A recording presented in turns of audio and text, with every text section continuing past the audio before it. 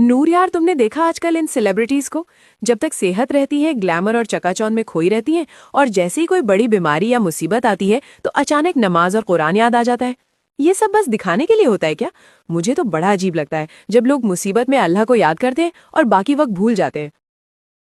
ज़ारा, हमें किसी के ईमान का फैसला करने वाले हम कौन होते हैं? मुसीबत में अल्लाह याद आता है, ये तो उसकी रहमत है कि वो अपने बंदे को किसी बहाने अपने करीब बुला रहा है। हमें किसी को जज करने के बजाय अपनी सोच पर गौर करना चाहिए।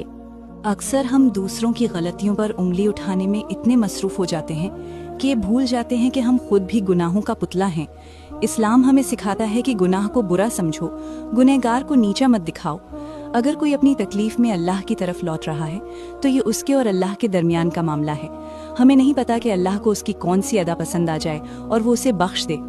नबी करीम सल्लल्लाहु अलैहि वसल्लम ने फरमाया कि एक मुसलमान दूसरे मुसलमान के लिए एक जिस्म की तरह है।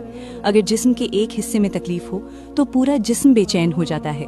अगर हमें कोई बहन गलत रास्ते पर दिखती है तो हमारा काम उससे नफरत करना या खुद को नेक समझकर खुश होना नहीं है, बल्कि हमें ये सोचकर तकलीफ होनी चाहिए कि शैतान उसे नुकसान पहुंचा रहा है। हमें उसके लिए हिदायत की दुआ करनी चाहिए, न कि उस पर तंज कसना चाहिए।